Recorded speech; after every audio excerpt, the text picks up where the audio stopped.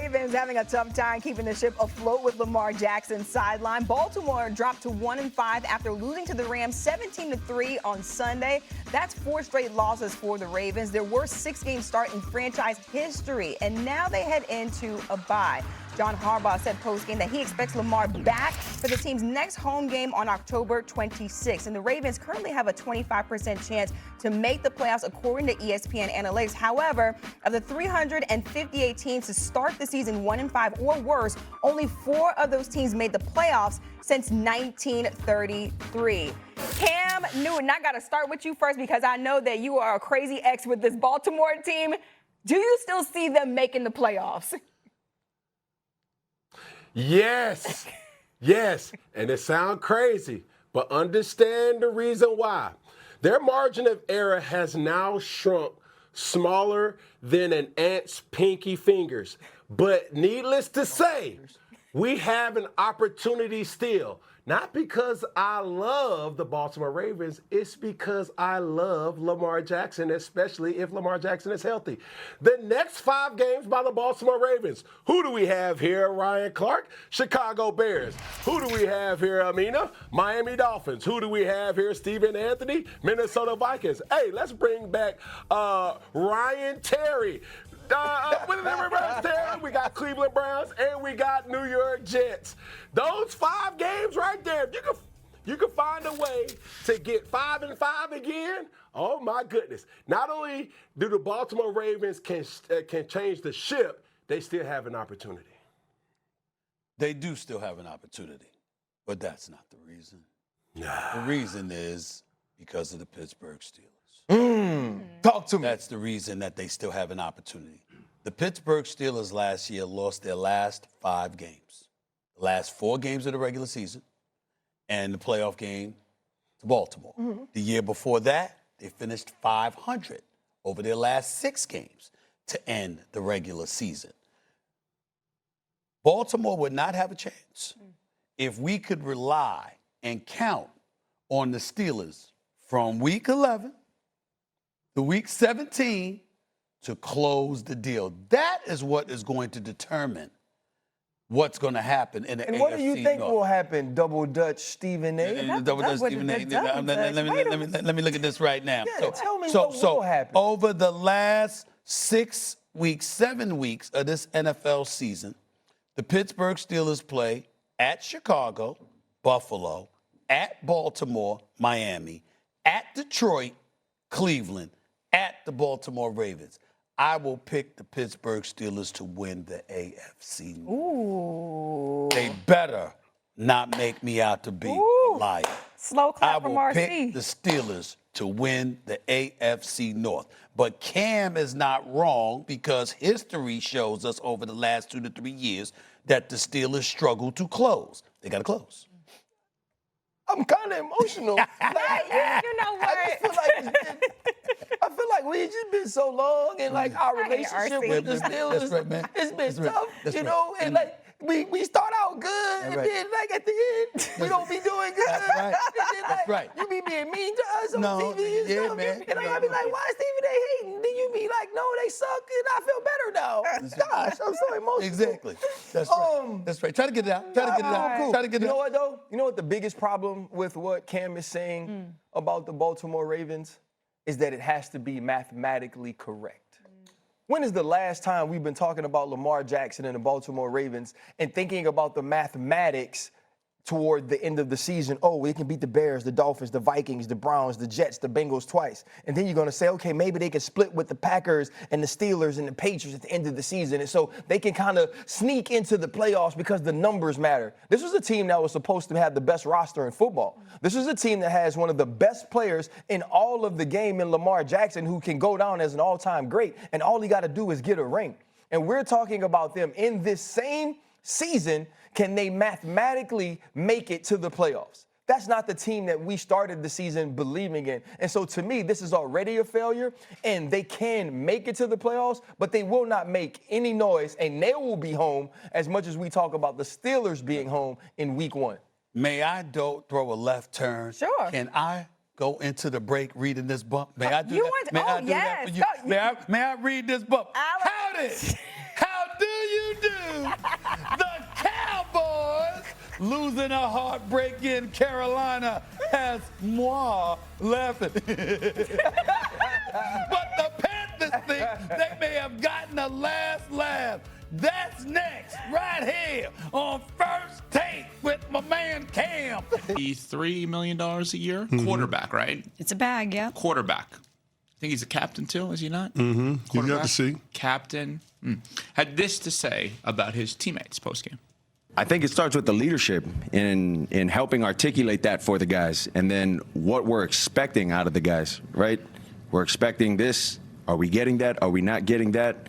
We have guys showing up to player-only meetings late, guys not showing up to player-only meetings. Like, there's a lot that goes into that. Do we have to make this mandatory? Do we not have to make this mandatory? So it's a lot of things of that nature that we got to get cleaned up, and it starts with the little things like that. To be clear, you're saying some players were late or missed? Late, yeah. Okay. Why do we need to know that? I've seen a lot of Miami reporters say that there's more to this. He means this. He means that. I'm not doubting any of the information. I don't understand why we need to know that. I always understood it. There's default leadership positions in life and in sports. Quarterback, coach, general manager, owner of teams are default leadership positions. When you wear a C on your jersey, that is not a default leadership position. That is a voted upon leadership position. There are other spots. You may have a backup long snapper that's a great leader for your team. We would have to know that. We don't know that. The quarterback and a captain would be default leadership positions. You have to be a leader. And I understand that he may look at this and say, this is my version of leading because I'm going to try to now bring the best out of someone. I have no understanding why we need to know this information. I view this as deflection, simply. That's exactly what this is. The teacher saying the group project is incomplete. And I'm like, yeah, well, Cece didn't show up. How can I do my job when Cece didn't provide the research we needed to get the class project off the ground? This is public deflection from Tua. And Cece, you always talk about how when you were playing, a lot of times players would police the locker room, and that was important, that you had leadership within the locker room to hold other guys accountable. If the franchise quarterback can't get that done and publicly is acknowledging as such, is that not a red flag towards him? I know it's probably him trying to deflect and saying, I'm doing my job, other people are not. But if you're a leader, that responsibility falls on your shoulders to get other guys to believe in you and want to show up for what you're trying to do. Are you guys done with him? Well, to be done with him, I would have to be in on him at some point, which I was not. Okay, let me rephrase. That's a great point. Let me rephrase. If you were the Miami Dolphins, would you mandate that either Zach Wilson or Quinn Ewers is now your quarterback at one? Nah, because I'm paying him. Yeah, but you want to pay him more moving forward if he, God forbid, gets hurt? Well, that's always an issue. But you're also talking about a regime that doubled and tripled down on this guy. And it's hard for them to acknowledge that they made a mistake with him. That's acknowledging that they were deficient in their jobs. And that's hard for a lot of people to do. Yeah, this is when the organization has to make the decision, and somebody that's above the general manager has to take the decision out of the general manager's hands in terms of playing Tua, because the GM, the head coach, they have a vested interest in playing Tua because that's their best chance at being able to save their jobs. If you're the organization, the last thing you want to do is run the risk of Tua getting hurt, which we know him to be injury prone, and to be on the hook for any of his salary in 2026. So to me, this is ownership, team president, step in, protect the long-term interests of the franchise by making sure that you're not tied to Tua beyond 2025. To me, that is the win for the Miami Dolphins this season. That in the high draft pick that they're trending toward, because they are amongst the worst teams in all of football. They got the record to prove it. Tua is not good enough to save the season. Tua is not good enough to save Mike McDaniel's job or Chris Greer's job. And I think what Tua did post-game at the podium was him trying to protect his interest and to frame the failure of this season in a different light, other than him not being good enough to raise the floor of the talent level that's left on the team as a result of him having this huge contract. So Nuno Miguel Barrera Teixeira, our producer, said to me this morning, he asked me the question. He said, do you think that this is Tua trying to send a message to an individual player to try to get the best out of him? My response was, who exactly? Who's good enough on that team where their contribution will make such a difference? Jalen Waddle, is that what we're talking about? Who was his college teammate? I would hope he doesn't have to call him out publicly like that. So hold on. You call out Tyreek Hill. Hill is hurt for the season. I'm going to call out the only other guy. But that's the point. And I think Nuno was saying it somewhat tongue-in-cheek, like maybe that's his mentality. But at some point, if he's pointing the finger at everybody else, are we not going to say the consistent threat is you? Yeah. I mean, you keep I'm out on him, You keep but I pointing agree. the I was finger, you never need to really point the in on thumb. Correct. You know, you need to take accountability. That's what leaders do. But here's the thing. The airing of the grievances, the dirty laundry, there's no reason for us to know that. No. Just like there was no reason for him to publicly call out Tyreek Hill before the start of the season. How about Brian Flores? This is what he does. He always points the finger at someone else. I didn't like the way he coached me. I don't like this relationship here. I don't like that these guys aren't showing up. Okay, great. You're airing your grievances like it's Festivus and nothing has changed. You're the consistent thread. You're the consistent thread. Here's Mike McDaniel, the head coach, on if he was aware that players were showing up late to meetings. Yeah, I didn't. Player-led meetings are extra things outside of what I demand. We've been very accountable to me. It sounds like there was something on his mind with regard to the specific meetings with a couple individuals that he was trying to get corrected by being with direct communication. So. I think that's the only way to lead. As far as where we've been at as a program, I think we've opened the air on all of that, and it's very clear what our how we hold people accountable, and what's non-negotiable with all those things. So clearly, he's sending a message.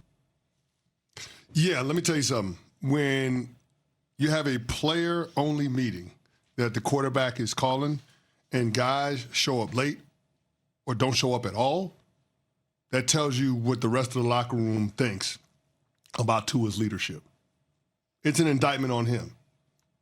He may try to spin it as an indictment on the other guys in the locker room and the overall state of affairs with the team.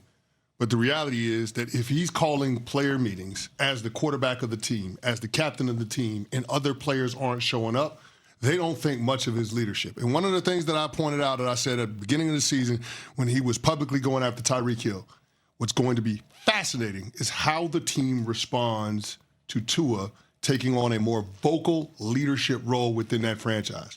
Well, guys and gals, we got our answer. Mm-hmm.